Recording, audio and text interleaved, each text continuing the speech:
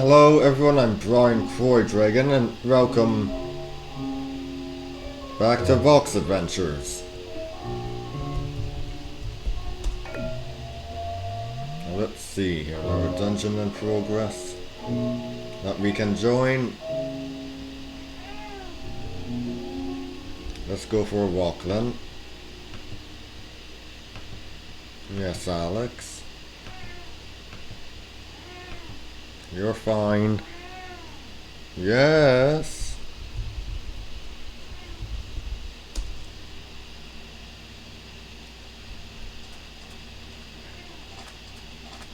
So what can I talk about? Well, I finished the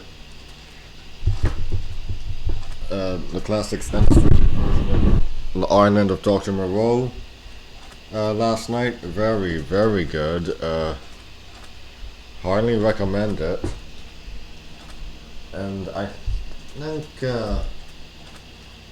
that's definitely going to be how I picture the characters.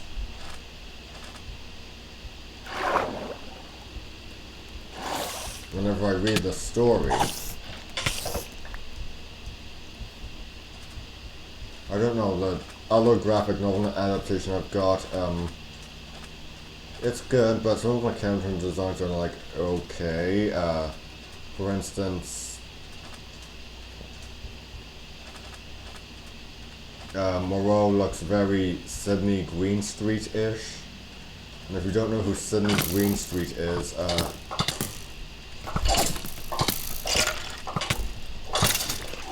he's well, he was an actor from the Golden Age, and he ended up being he appeared in Casablanca. He appeared in The Maltese Falcon. He even portrayed Nero Wolfe in Radio, I believe.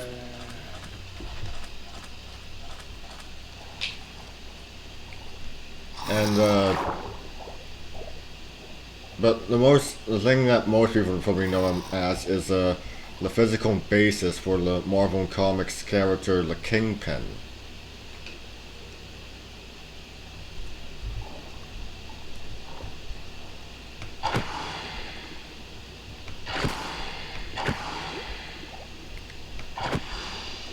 And now I'm all for comic book fantasy casting, I love it, but I just end up looking and I just really thought about this and said to myself, okay, Sydney Greenstreet playing someone like the Kingpin I can buy, but playing Dr. Moreau, I'm not sure if I can see it.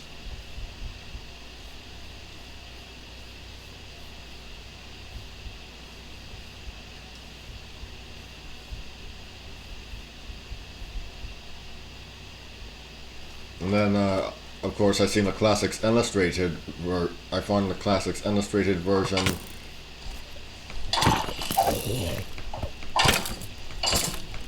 And he's this lean, bearded man. Not at all bald, that makes him look like the Kingpin. And I just say to myself,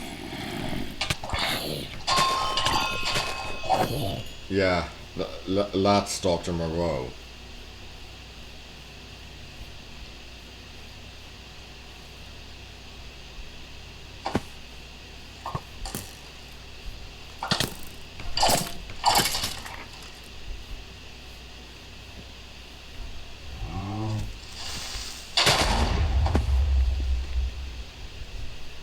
Yet it's still there.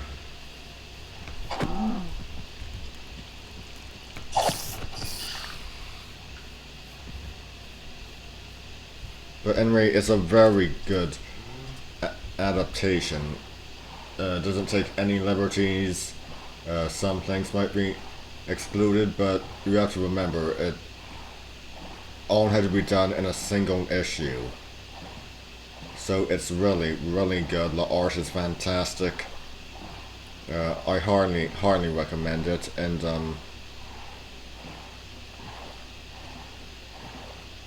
I might see if there's any adaptations on the Roku channel. And any screen adaptations on the Roku channel, but even then I'm kind of scared because I'm fully aware that adaptations of the story have a very high tendency to deviate. I mean, H.G. Wells even disowned an adaptation in his lifetime, Island of Lost Souls, for putting more emphasis on horror than philosophical elements.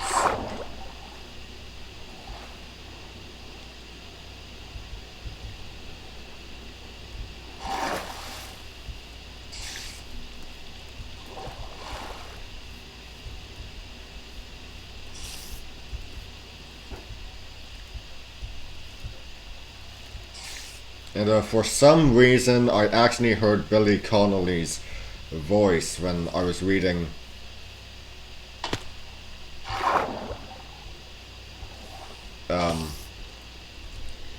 you know, Dr. Moreau's lines. It might be strange, but on the other hand, it just works.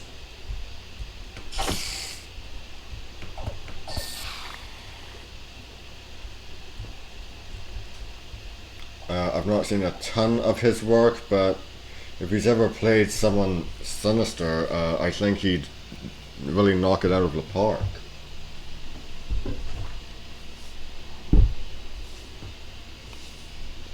Now, as it's daytime, I'm gonna do some reading.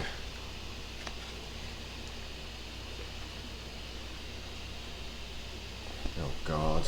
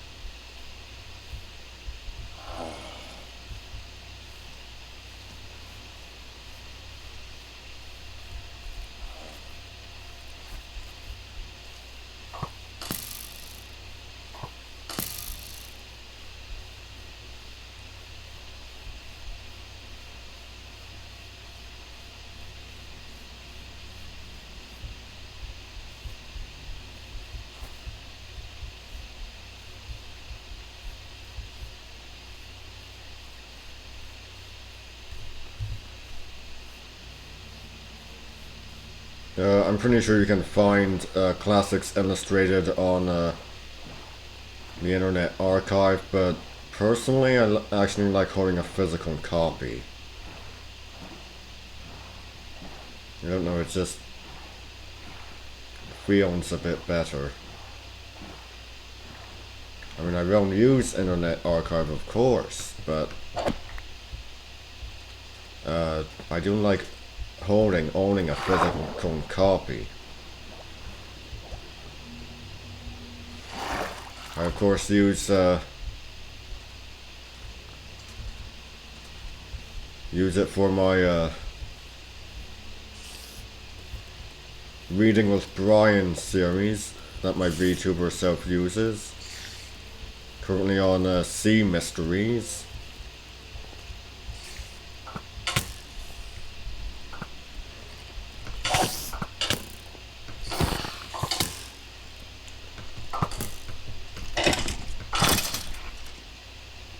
We've covered the Bermuda Triangle,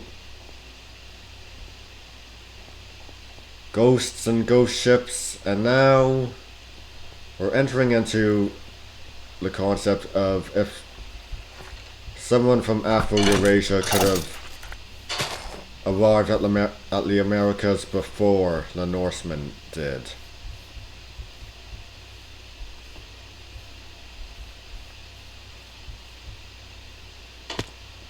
It's fascinating, isn't it?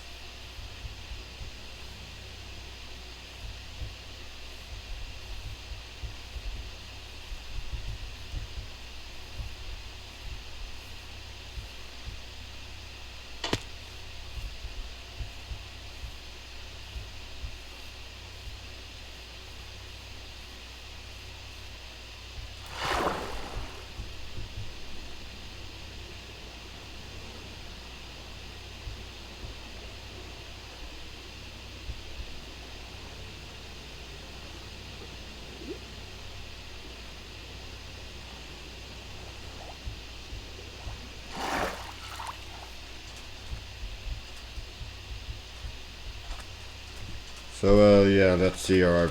What have I read for that series? Monster Mysteries, Lands of Legend, Ancient Mysteries, Lost Treasures, and now Sea Mysteries. What will be next? Oh, let's do for natural, and unless, out of that great mystery series, I found the books on the set. I found a UFO book and the ghosts book on Internet Archive. I think that would be it.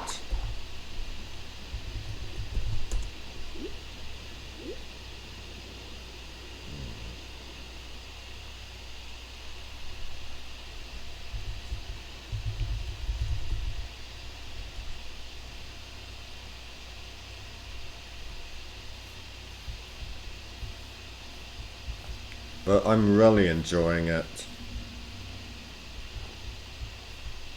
I'm really enjoying doing that series. Doing reading the great mysteries for everyone. takes me away to a whole other world.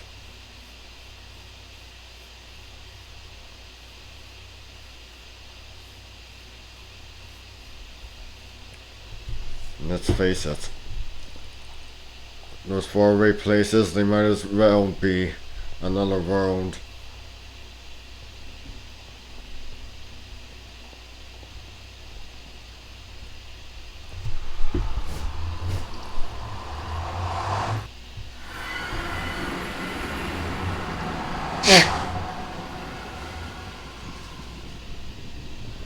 One of them even started off in Canada, but it was so far from me it might as well have been another world.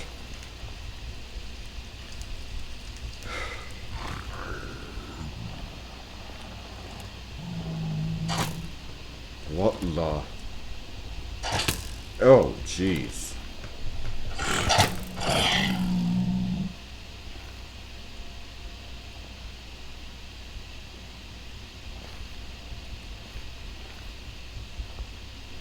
What is this supposed to be? Like god of the piglins?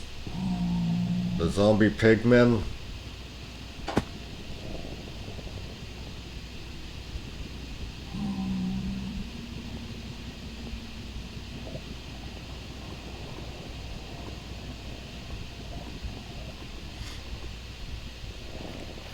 Ah, blood.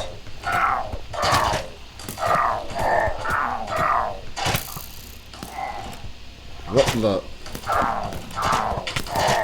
A wraith in the Nether?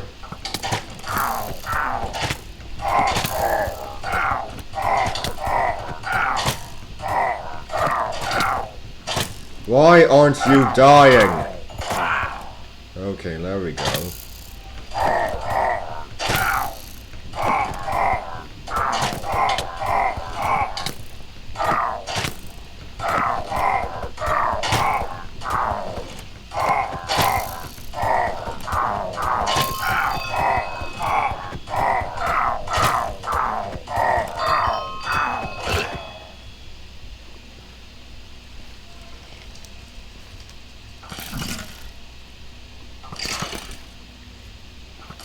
Well, I see they're busy.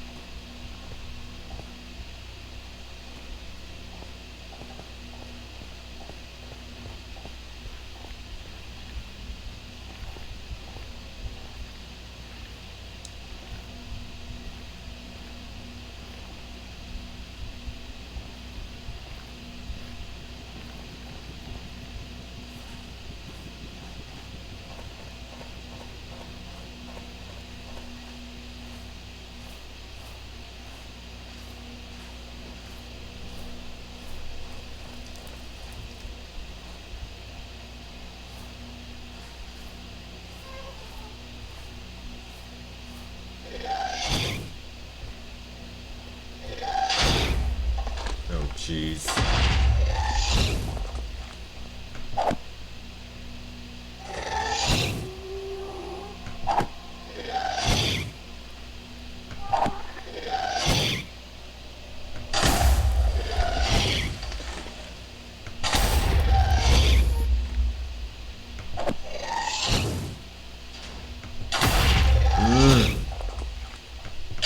Damn it!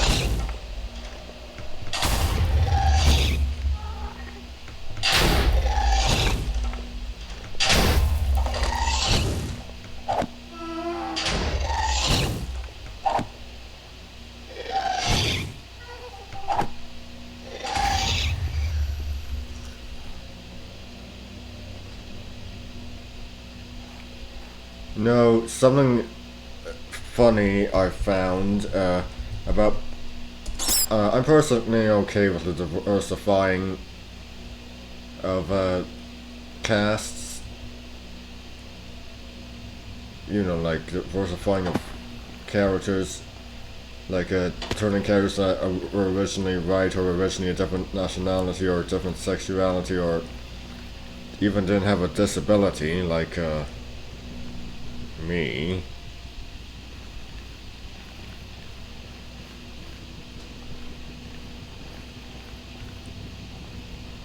Yeah, strangely enough,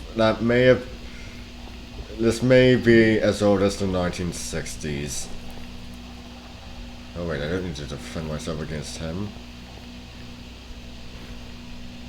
The 1960s Batman show. Alan Napier as Alfred.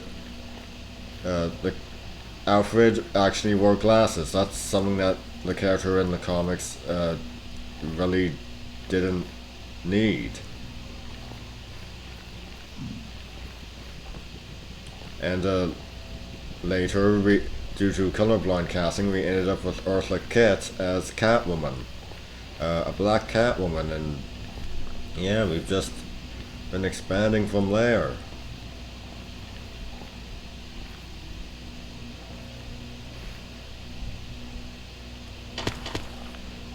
Yeah. And even the Tim Burton Joan Schumacher series, the Batman film series got in on the act. I mean, obviously we had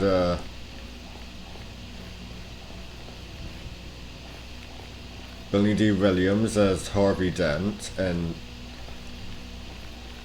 yeah, much like Alan Napier, Michael Goff was wearing glasses as Alfred, but Pat Hingle had lost a finger back in 1959. The finger of left hand right here, the little finger of his left hand.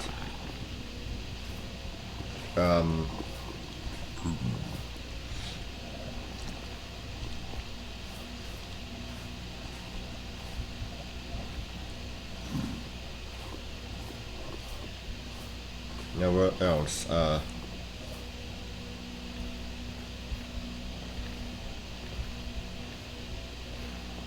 Yeah, right. Obviously we have the Penguin in Batman Returns with his severe syndactyl, I think it's called, with his hands being, you know, how his fingers are fused together. That's a bit of a disability. And also Catwoman isn't really as mentally stable as she usually is, having a split personality. And Batman and Robin, Alfred ends up developing a rare fatal disease. Yeah, it's interesting that people tend to ignore the fact that we've been diversifying our casts for adaptations for a while, since the 1960s at least.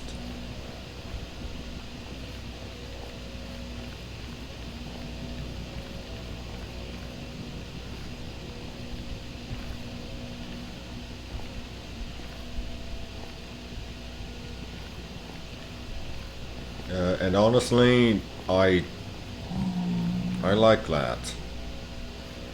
Catwoman having a split personality, that's actually a good idea. There are some portrayals of Catwoman that are a bit more on the anti-hero side, a bit more on the hardcore villainous side, and I feel that you could actually make both work if, like, one was a base personality and the other was the split.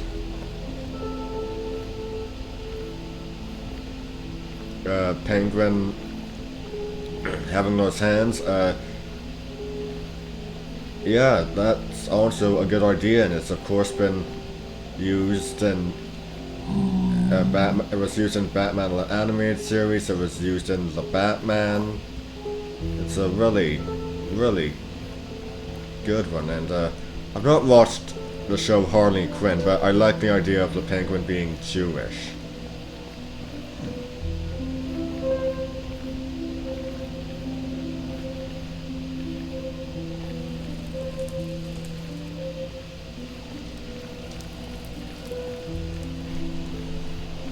And now, I love the Elseworld story Batman Dark Allegiances, but the more I really think about it, the more if I were to do something like it, the more I would not make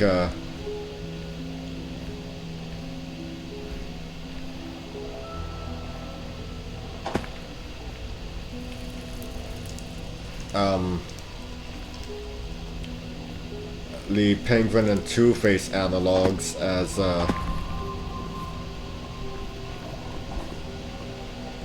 people associated with supporters of this hate group, this stand-in for the KKK. They even have the same robes but with the swastika on the forehead.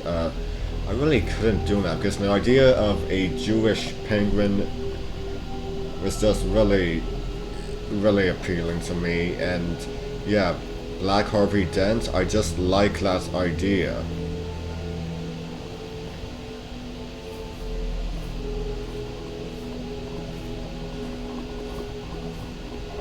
The Joker, yeah, I can see him associated with, because yeah, that was his role, and well, that wasn't just his role, but he was actually the leader of the group with the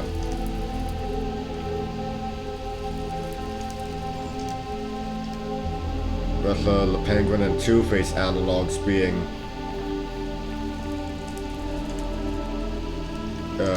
individuals he was used by. But yeah, I can see the Joker I can see the Joker as that type of character, but more the concept of a Jewish penguin and a black Two-Face exists, and we've even had portrayals of them as Jewish and black respectively. The more I think to myself, yeah, I couldn't write them in that specific role, in those specific roles. But personally, I like the Riddler more than I do the Joker.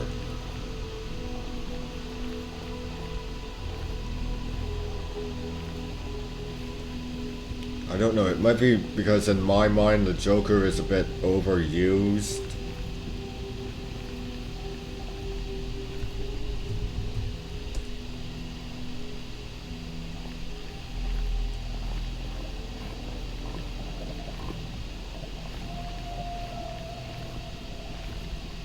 And the fact that until the 70s he really wasn't Batman's arch enemy. Before, Batman's initial arch enemy was Hugo Strange.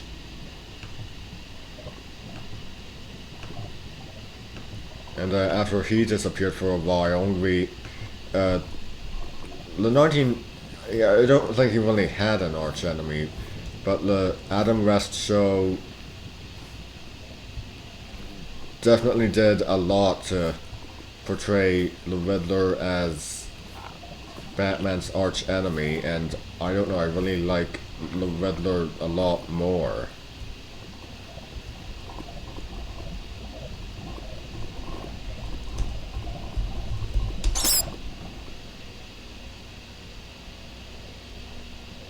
It's probably for that reason that for the Carchemish series, which of course pays homage to things of my stories of my childhood, be they movies, shows, or whatnot, that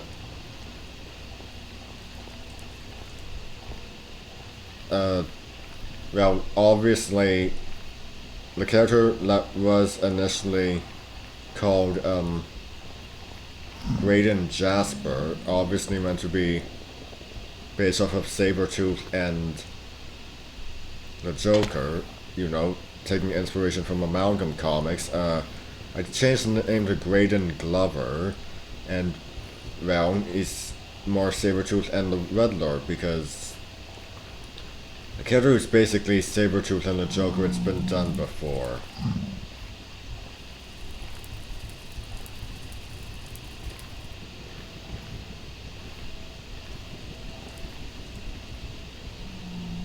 Yeah, it's been done before.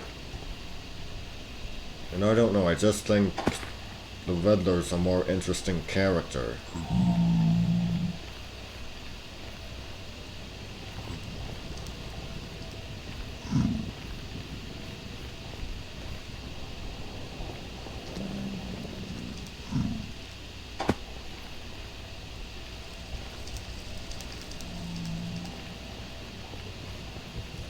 When I was a kid, one of the Batman animated series, the animated series videos that I rented from, oh jeez, that I rented from the video store was one that featured a Riddler episode. In fact, it was his debut. If you are so smart, why aren't you rich? Isn't that a very long title? And I really liked it. Oh, finally.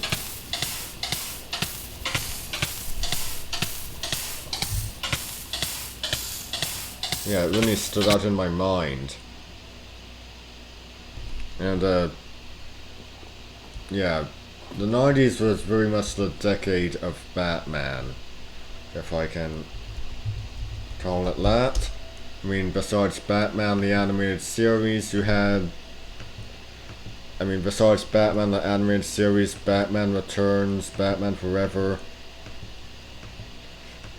You had reruns of,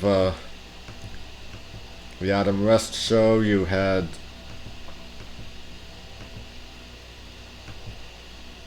Well, for obvious reasons, you had, Michael Keaton, well, the 1989 Batman playing on television. And yeah, Batman was just everywhere.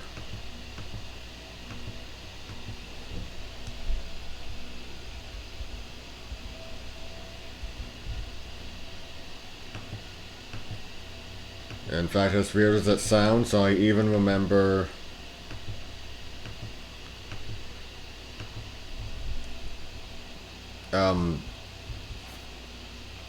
it's not exactly Batman on Ice, but you know those ice skating shows that would be on television.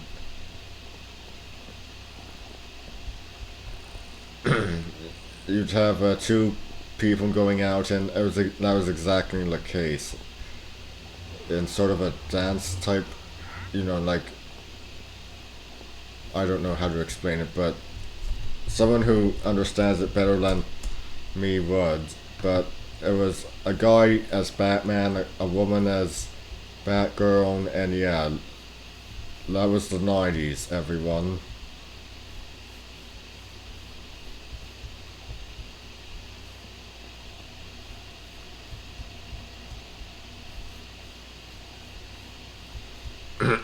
That was the 90s.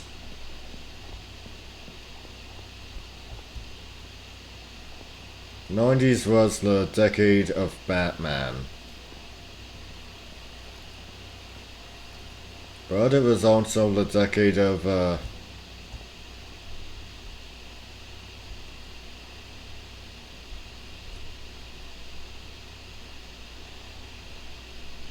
was a decade of a lot of things.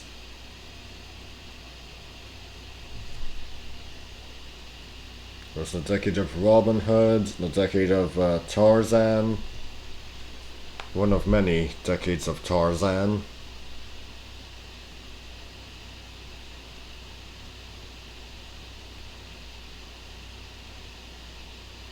Well, this is definitely an indication I need to update my Java.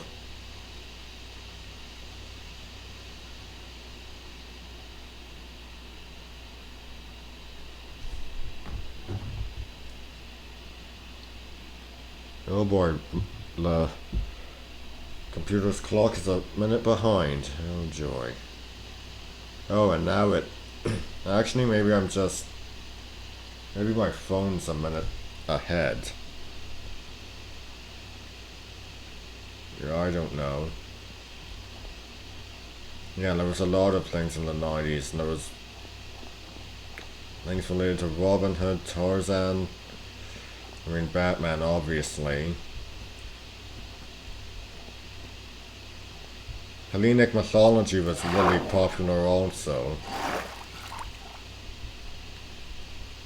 I mean obviously you had Hercules and Xena, you had the Disney Hercules.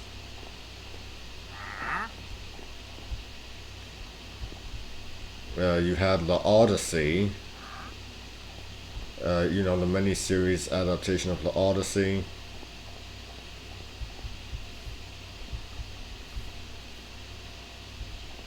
It just seems like everything was out in force at that time.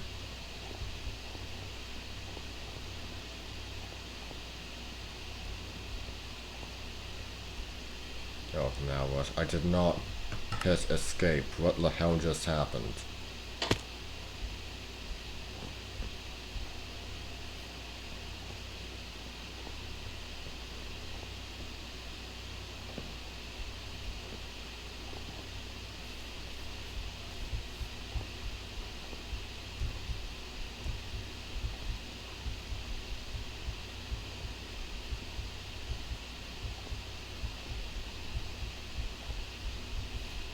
I did not hit escape!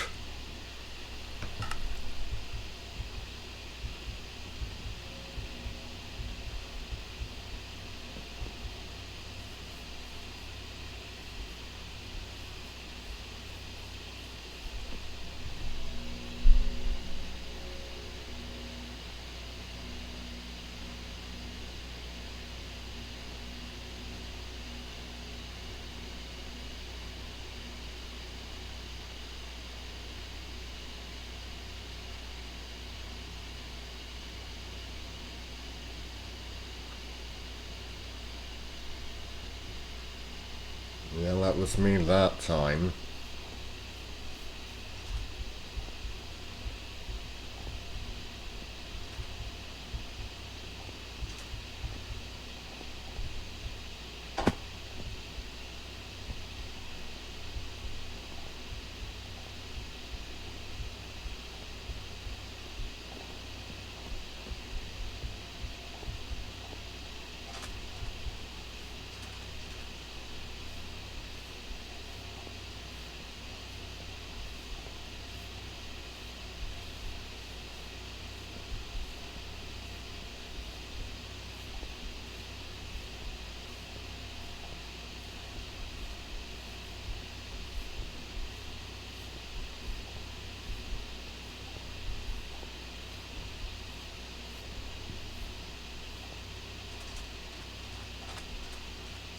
Hmm.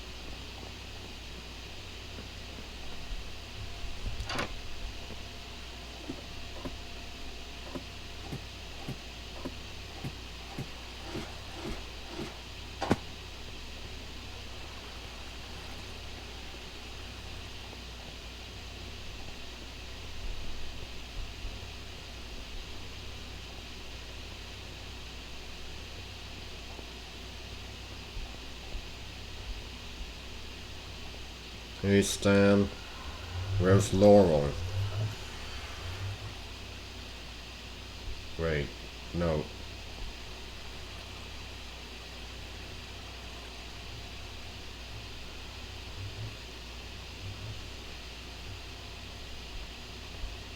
Wait, that, no.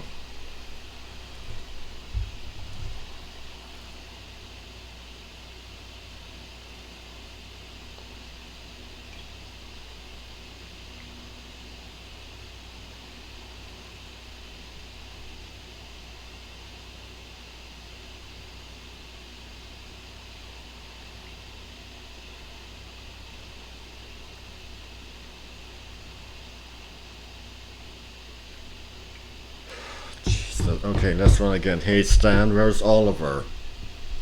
Stan, Laurel, Oliver Hardy. Yeah, jeez.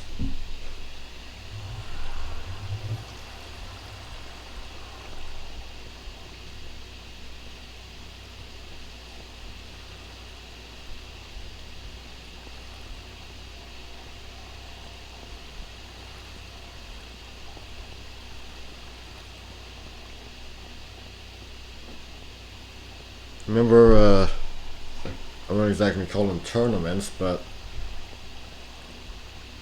everyone would get together here. Yeah, everyone would get together. We'd have Zombie or Latin presiding. Um, okay. Yeah, it would be good fun. Good fun.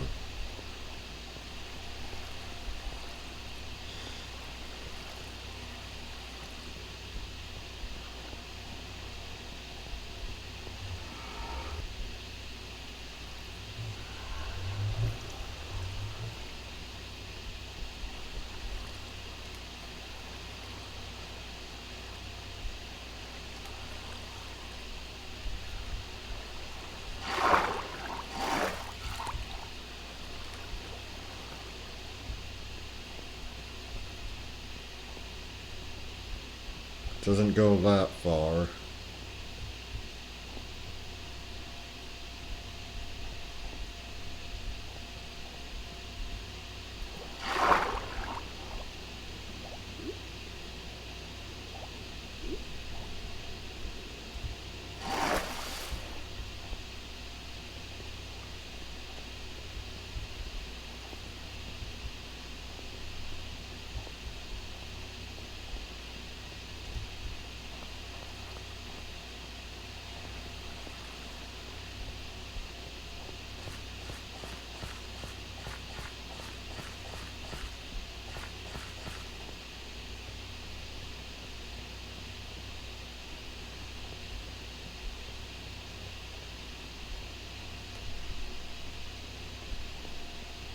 What is in this place?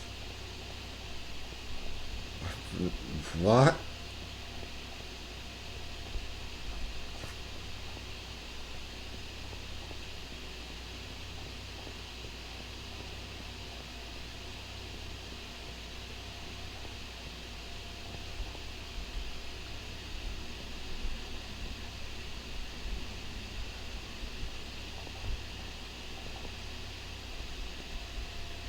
What does that even say?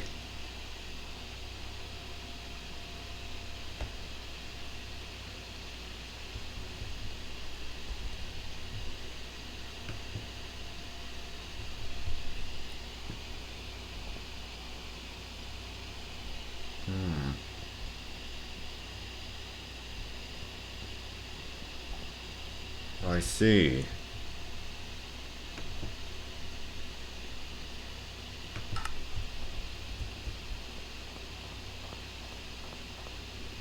What is this place?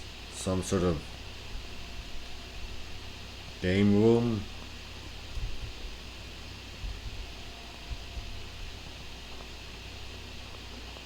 How have I never...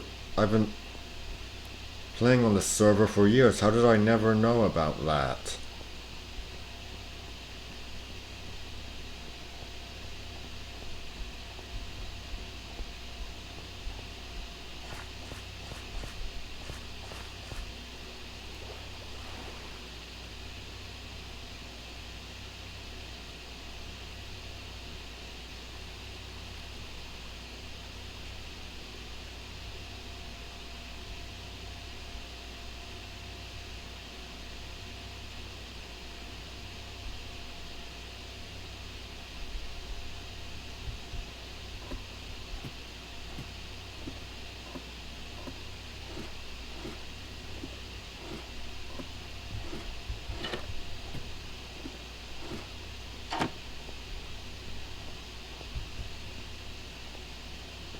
Yeah, how did I never know about that?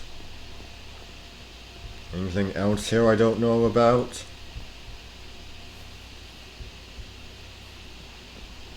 Like what, is there a secret room under the shop up here?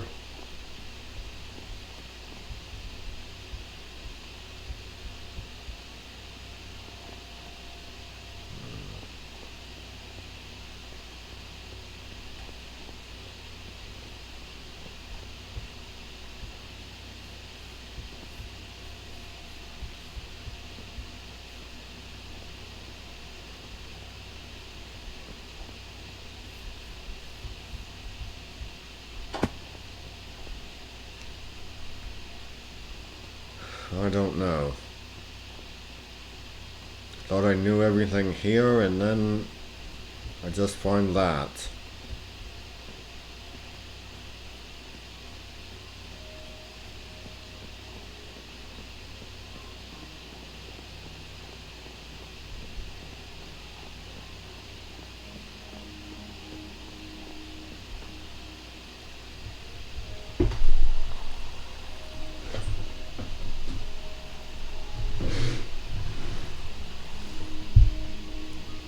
Yeah, I guess you don't really know as much about a place as you think you do. Maybe it's a bit like Africa, still jealously guarding its secrets.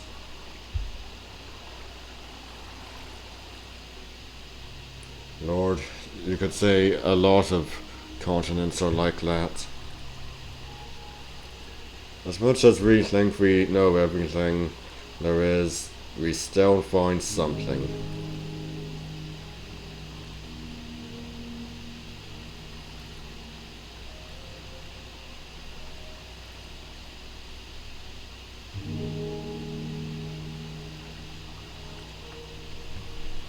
And there's a lot of mysteries still waiting to be solved, and some of them might never be.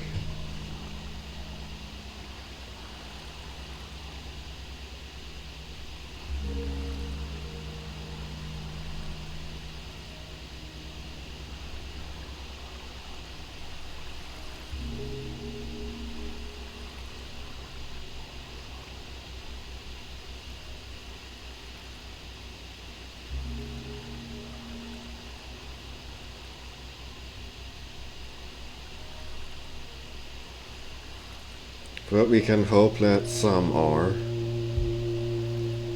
El Dorado, for instance.